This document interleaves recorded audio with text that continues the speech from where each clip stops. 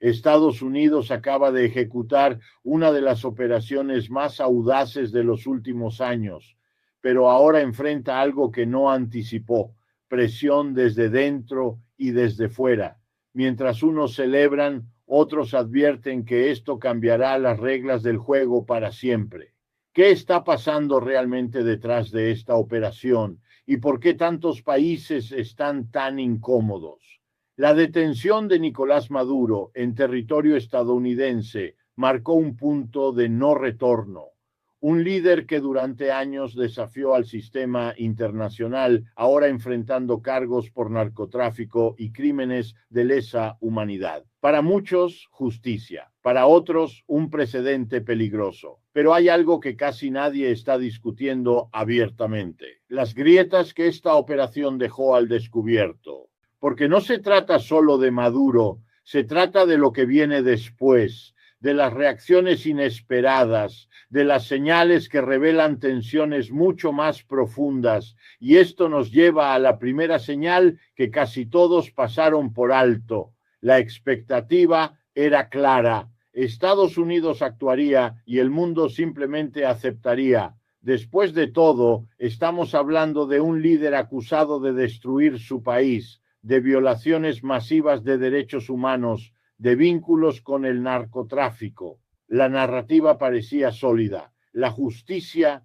inevitable, pero la realidad fue más complicada, porque el consenso internacional que muchos esperaban nunca llegó. No hubo ese momento de unidad global, no hubo esa condena masiva ni ese respaldo automático. Lo que hubo fue silencio incómodo, declaraciones tibias y, en algunos casos, críticas directas. Europa Occidental adoptó un tono cauteloso. Reconocieron la gravedad de las acusaciones contra Maduro, pero evitaron celebrar la operación. Sus comunicados fueron técnicos, distantes, casi burocráticos. Hablaron de procesos legales y garantías judiciales, pero no del acto en sí mismo, como si estuvieran midiendo cada palabra. América Latina se dividió. Países como Colombia y Chile expresaron apoyo, pero con matices. Otros guardaron silencio y algunos abiertamente cuestionaron la legalidad de la operación. México habló de soberanía, Brasil de precedentes peligrosos, Argentina cambió su postura 3 veces en una semana. ¿Por qué esta falta de unidad? ¿Por qué tanta incomodidad incluso entre aliados tradicionales? Porque detrás de las acusaciones contra Maduro hay una pregunta más grande: ¿quién decide cuándo y cómo se puede actuar contra un líder extranjero? ¿Existe realmente un marco legal claro o estamos operando en zona gris? Y esa incomodidad no es solo teórica, es estratégica, porque cada país que guarda silencio o expresa reservas está pensando en su propio futuro, está pensando en qué precedente se está estableciendo, está pensando en quién podría ser el siguiente. La ausencia de consenso no significa que Maduro sea inocente, significa que la comunidad internacional está profundamente dividida sobre cómo manejar estos casos, y esa división es una señal de algo mucho más profundo: la erosión de la confianza en el sistema internacional tal como lo conocemos. Pero si las reacciones diplomáticas fueron tibias, lo que ocurrió en Naciones Unidas fue aún más revelador.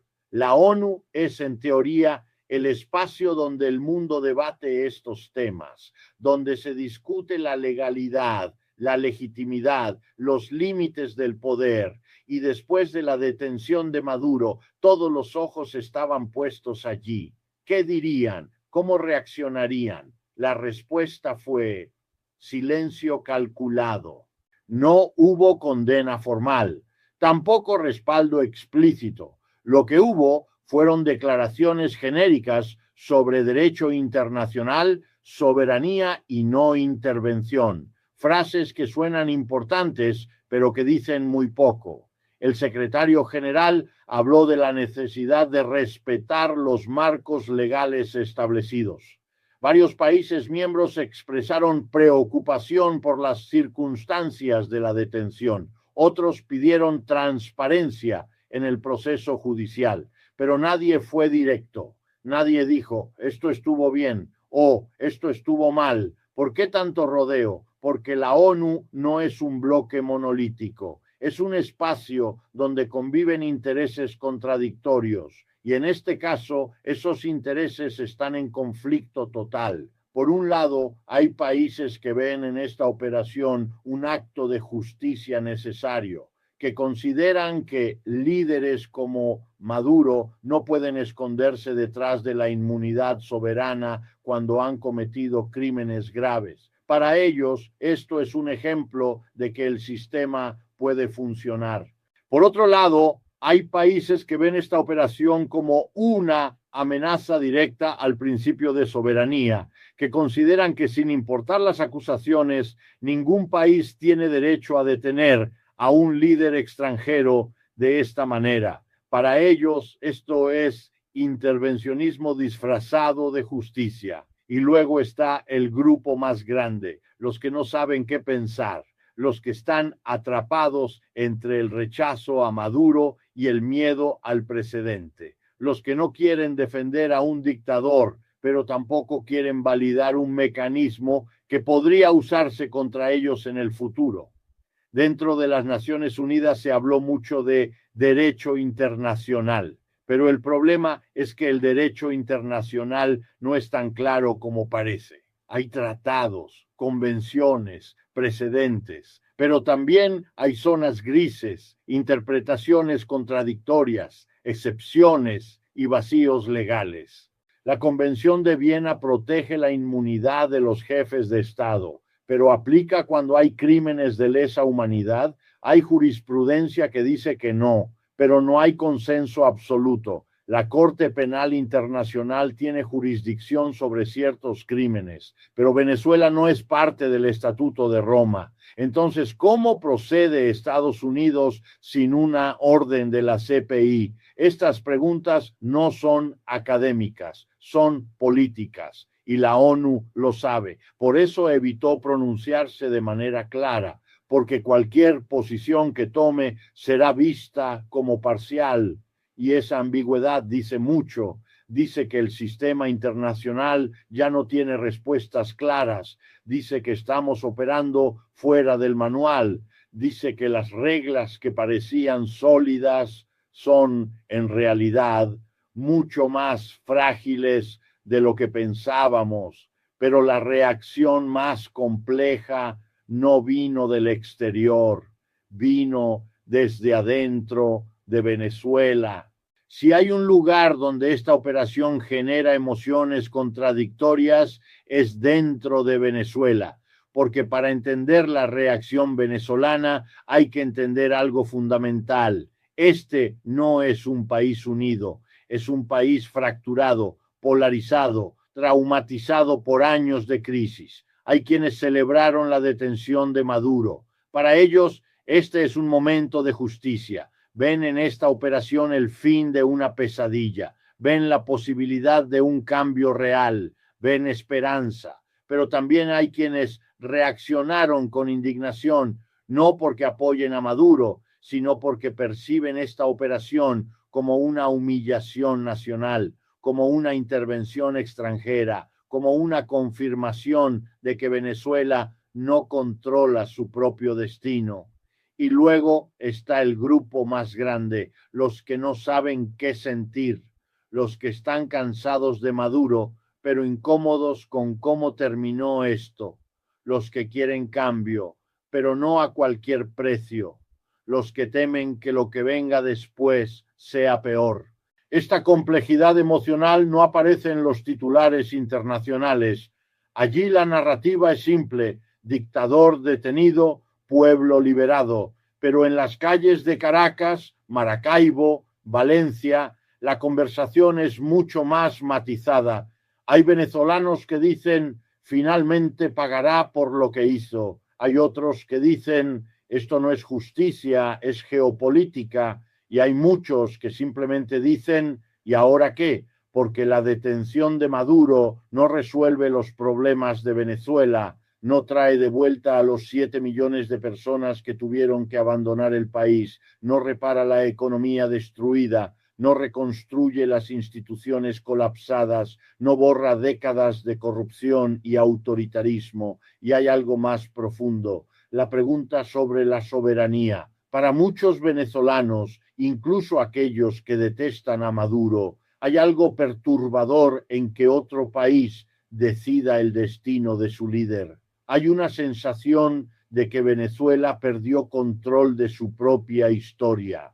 Esta tensión entre justicia y soberanía no es exclusiva de Venezuela. Es una tensión que atraviesa América Latina entera, una región con memoria histórica de intervenciones, de operaciones encubiertas, de gobiernos derrocados por poderes extranjeros. Entonces, cuando Estados Unidos detiene a Maduro, no solo está deteniendo a un individuo, está activando una narrativa histórica, está recordándole a toda una región que el poder sigue operando de la misma manera que siempre lo ha hecho. Y eso genera reacciones que van más allá de la política, genera reacciones viscerales, emocionales, identitarias dentro de Venezuela. Esta operación no cerró un capítulo, abrió uno nuevo y nadie sabe cómo terminará. Lo único claro es que las divisiones se profundizaron, que la incertidumbre aumentó, que el país sigue buscando respuestas que nadie puede darle. Pero para entender realmente por qué esta operación generó tanta controversia, hay que analizar el marco legal, o más bien la ausencia de un marco legal claro. Aquí está el problema. La legalidad de esta operación es, en el mejor de los casos, discutible y en el peor, inexistente. Estados Unidos argumenta que actuó bajo su jurisdicción interna, que Maduro fue acusado formalmente por tribunales estadounidenses, que hay evidencia de crímenes graves, que el derecho penal internacional permite enjuiciar a líderes por crímenes de lesa humanidad. Todo eso es técnicamente correcto, pero es solo una parte de la historia, porque el derecho internacional también establece que los jefes de Estado tienen inmunidad funcional, que no pueden ser detenidos por actos cometidos en ejercicio de su función, que solo tribunales internacionales específicos como la Corte Penal Internacional tienen jurisdicción sobre ellos. Y aquí viene el problema. Venezuela no es parte de la CPI. Maduro no fue detenido por orden de un tribunal internacional. Fue detenido por un país actuando unilateralmente. Entonces, ¿es esto legal? Depende de a quién le preguntes. Hay juristas que argumentan que los crímenes de lesa humanidad son una excepción a la inmunidad, que ningún líder puede escudarse en la soberanía para cometer atrocidades, que el derecho internacional evoluciona, y este es un ejemplo de esa evolución. Pero hay otros juristas que argumentan lo contrario, que sin un marco legal claro, esto es simplemente poder actuando como poder, que si cada país puede decidir unilateralmente qué líder extranjero detener, el sistema internacional colapsa, que esto no es justicia, es política disfrazada de justicia, y ambos tienen razón porque estamos en zona gris. El derecho internacional fue diseñado para un mundo diferente, un mundo donde los estados eran los actores principales y la soberanía era sagrada. Pero ese mundo ya no existe. Ahora tenemos crímenes transnacionales, redes globales, actores no estatales, y el sistema legal no ha logrado adaptarse completamente. Entonces vivimos en esta contradicción. Reconocemos que ciertos crímenes son universales, pero no tenemos mecanismos universales para castigarlos. Decimos que nadie está por encima de la ley, pero protegemos la inmunidad de los líderes. Hablamos de justicia internacional, pero actuamos de manera unilateral y eso tiene consecuencias, porque cada vez que un país poderoso actúa fuera del marco legal establecido, debilita ese marco. Cada vez que se ignora un tratado o se interpreta una norma de manera conveniente, se erosiona la legitimidad del sistema. Y lo preocupante no es solo este caso, es lo que viene después. Si Estados Unidos puede detener a Maduro, ¿qué impide que China haga lo mismo con un líder que considera enemigo?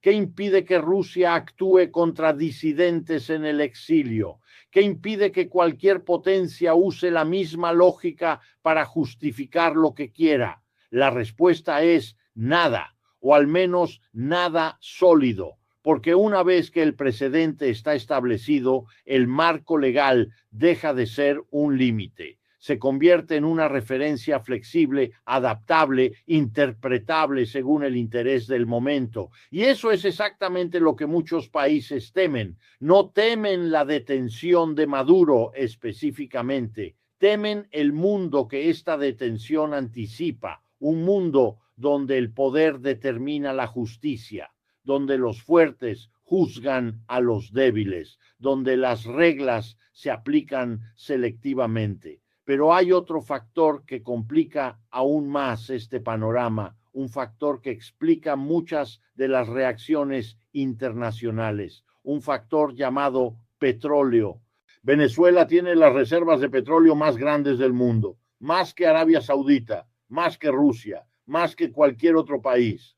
Y eso cambia todo, porque cuando hablamos de Venezuela, no estamos hablando solo de derechos humanos o democracia o justicia. Estamos hablando de uno de los recursos más estratégicos del planeta. Estamos hablando de energía, de poder geopolítico, de dinero. Durante años, el petróleo venezolano estuvo en manos de un gobierno hostil a Estados Unidos, un gobierno que lo usó como arma política, que lo vendió a China, a Rusia, a Cuba, que lo utilizó para construir alianzas contra el orden occidental. Ahora, con Maduro detenido, esa ecuación cambia y muchos países están observando con atención. China invirtió miles de millones en Venezuela, prestó dinero a cambio de petróleo, construyó infraestructura, desarrolló relaciones estratégicas y ahora ve cómo todo ese capital político está en riesgo. Rusia hizo lo mismo, vendió armas, proporcionó apoyo técnico, usó Venezuela como punto de influencia en América Latina y ahora enfrenta la posibilidad de perder ese acceso. Para estos países, la detención de Maduro no es solo un tema legal, es un tema económico y estratégico, es la pérdida de un aliado clave, es el debilitamiento de su presencia en una región crítica. Y dentro de América Latina hay preocupación de otro tipo, preocupación de que Venezuela, en lugar de recuperar su soberanía, simplemente cambie de dueño, de que el control sobre su petróleo pase de un autoritario local a intereses extranjeros. Esta no es una preocupación infundada. La historia de América Latina está llena de ejemplos donde recursos estratégicos terminaron bajo control externo, donde gobiernos débiles fueron reemplazados por otros igualmente débiles, pero más alineados con intereses foráneos. Entonces, cuando Brasil habla de soberanía o cuando México expresa reservas, no están defendiendo a Maduro, están defendiendo un principio, están diciendo los recursos de un país deben pertenecer a ese país, no a quien tenga el poder de tomarlos.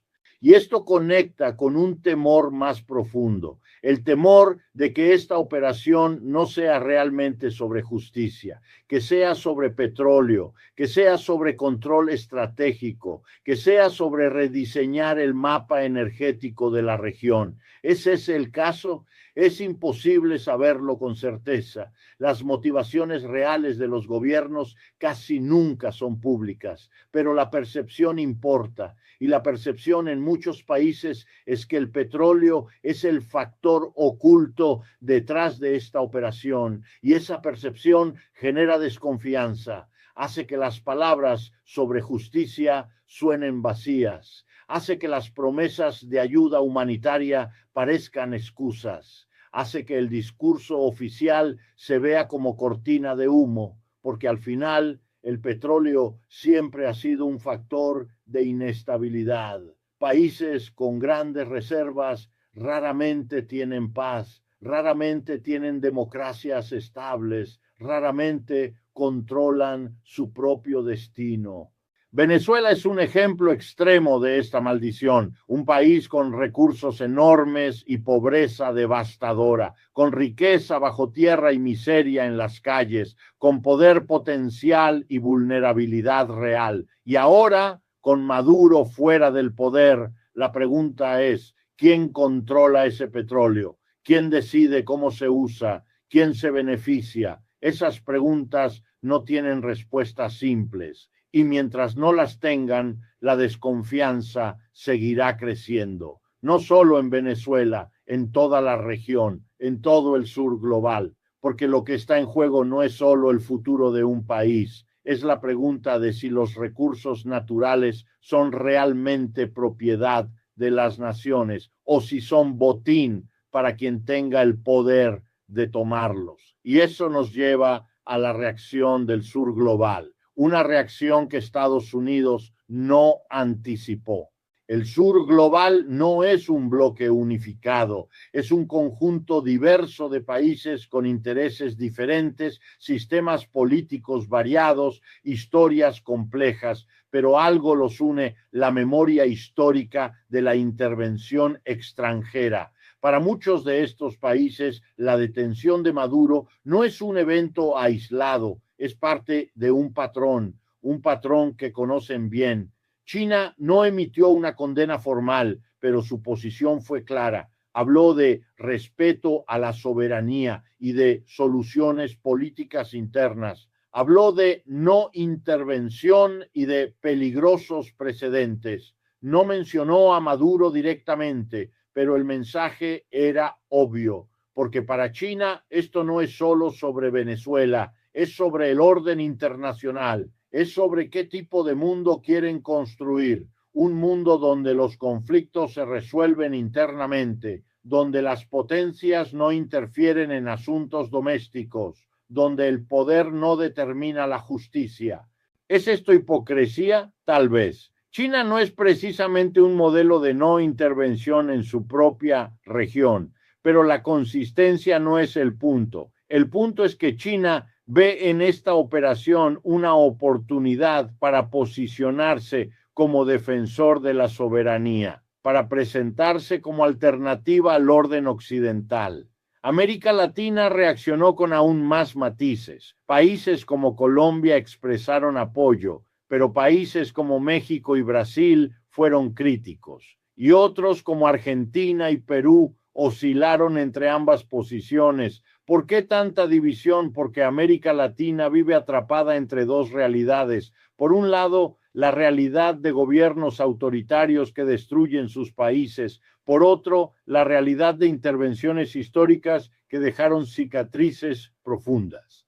México recordó los golpes de Estado respaldados por Estados Unidos. Brasil recordó las dictaduras militares. Chile recordó a Pinochet. Argentina recordó las operaciones encubiertas. Y todos se preguntaron, ¿es esto diferente o es lo mismo disfrazado con lenguaje de derechos humanos? No están defendiendo a Maduro, están expresando una preocupación legítima, que la justicia se use como excusa para el control, que los derechos humanos se mencionen solo cuando es conveniente, que el derecho internacional se aplique selectivamente. Y tienen razón en preocuparse, porque la historia les enseñó que el poder no actúa por principios, actúa por intereses, y los principios se invocan cuando coinciden con esos intereses. Esta desconfianza no es irracional, es el resultado de décadas de experiencia, de promesas incumplidas,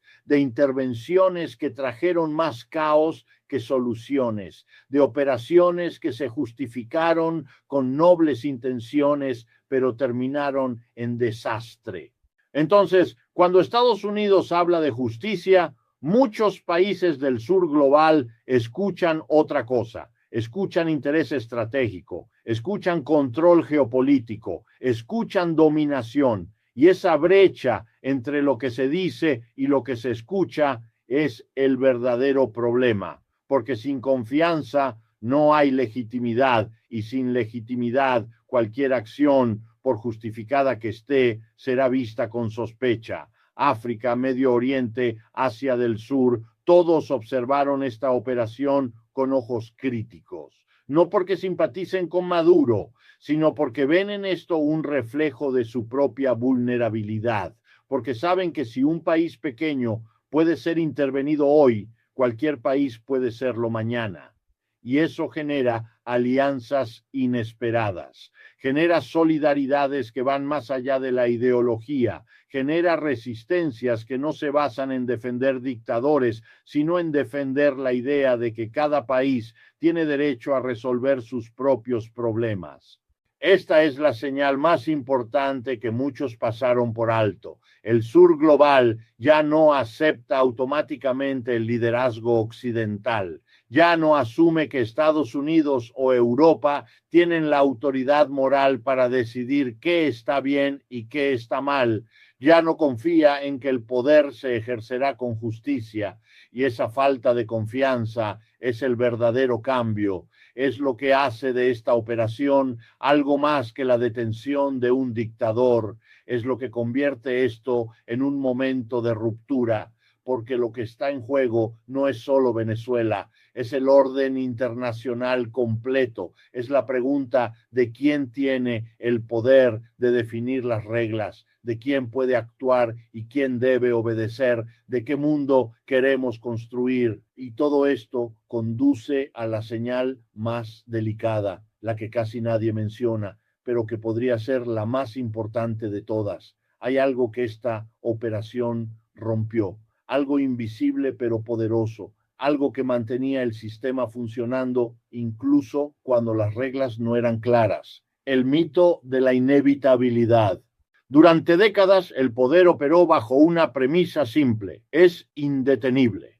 Los líderes autoritarios creían que mientras mantuvieran control interno eran intocables, que la soberanía los protegía, que ningún actor externo se atrevería a cruzar esa línea. Y esa creencia generaba comportamiento predecible, generaba cautela, generaba límites, porque incluso los más brutales sabían que había ciertas líneas que no debían cruzarse, pero la detención de Maduro cambió eso. Ahora sabemos que un líder puede ser detenido, que la inmunidad no es absoluta, que el poder interno no garantiza protección externa, y eso cambia el cálculo estratégico de todos los actores. Para algunos esto es positivo. Significa que los dictadores ya no pueden esconderse detrás de la soberanía, que hay consecuencias reales para crímenes graves, que la justicia puede alcanzar incluso a los más poderosos. Pero para otros esto es profundamente desestabilizador, porque si Maduro pudo ser detenido, ¿quién más puede serlo? ¿Qué impide que esto se convierta en herramienta política? ¿Qué garantiza que no se use contra líderes legítimos que simplemente son inconvenientes para ciertas potencias? El miedo siempre fue un factor clave en la política internacional, el miedo a represalias, el miedo a consecuencias, el miedo a cruzar ciertas líneas, pero ahora ese miedo cambió de naturaleza. Ya no es solo miedo a enemigos externos, es miedo a que las reglas sean más fluidas de lo que parecían, es miedo a que el poder se ejerza sin restricciones reales, y eso genera dos efectos contradictorios. Por un lado, podría generar mayor cautela entre líderes autoritarios, podría hacerlos pensar dos veces antes de cometer atrocidades, podría disuadir comportamientos extremos, pero por otro lado podría generar mayor agresividad, podría empujar a líderes vulnerables a consolidar poder de manera más brutal, podría acelerar procesos autoritarios, podría hacer que quienes se sienten amenazados actúen de manera más desesperada. porque el miedo no siempre modera, a veces radicaliza, y esto conecta con algo más profundo, la relación entre poder y percepción. El poder real es importante, pero la percepción del poder lo es aún más. Durante años, Estados Unidos operó bajo la percepción de que era el actor dominante, que podía actuar cuando quisiera, que las reglas aplicaban a otros, no a ellos. Y esa percepción se sostenía porque había consenso implícito, porque Europa la aceptaba, porque América Latina la toleraba, porque el sur global no tenía alternativas reales. Pero ese consenso se está erosionando y con él la percepción del poder. Ahora, cuando Estados Unidos actúa, enfrenta cuestionamientos, enfrenta resistencia, enfrenta narrativas alternativas y eso debilita su capacidad de acción futura, porque el poder no es solo la capacidad de actuar, es la capacidad de actuar sin generar resistencia masiva. Es la capacidad de que tus acciones sean vistas como legítimas o al menos inevitables. Y cuando esa legitimidad desaparece, el poder se vuelve más costoso, requiere más fuerza, genera más oposición, produce resultados más inciertos. La detención de Maduro pudo parecer un triunfo, pero las reacciones internacionales sugieren algo diferente. Sugieren que el costo político fue mucho más alto de lo anticipado, que las grietas en el sistema son más profundas de lo que parecían, que el mundo está cambiando de maneras que ningún actor controla completamente. Y lo más inquietante es esto: nadie sabe qué viene después, porque hemos entrado en territorio desconocido, un territorio donde las reglas viejas ya no funcionan completamente, pero las nuevas aún no están definidas. Un territorio donde el poder es evidente, pero la legitimidad es cuestionable. Un territorio donde la justicia se invoca, pero la confianza está rota. Venezuela es solo el escenario. La verdadera historia es mucho más grande. Es sobre cómo se transforma el orden internacional, sobre cómo el poder enfrenta sus límites, sobre cómo las narrativas que parecían sólidas comienzan a desmoronarse. Y en medio de todo esto hay una pregunta que nadie puede responder con certeza. ¿Esto hará al mundo más justo o simplemente más caótico? La respuesta dependerá de lo que venga después, de cómo se maneje la transición en Venezuela, de cómo reaccionen otros países, de si se establecen mecanismos reales de justicia internacional o si esto queda como acción unilateral. Pero por ahora, lo único claro es que algo cambió, algo fundamental, algo que no se puede deshacer.